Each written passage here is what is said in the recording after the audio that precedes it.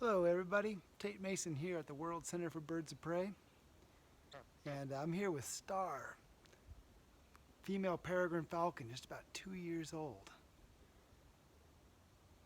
Now at the World Center for Birds of Prey, we're keeping plenty busy with our 26 education raptors and our 46 California condors that are here for propagation.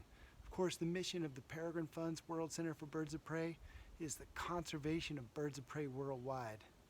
We started off with saving the peregrine falcon, which has since become Idaho's state raptor, of course on the Idaho state quarter.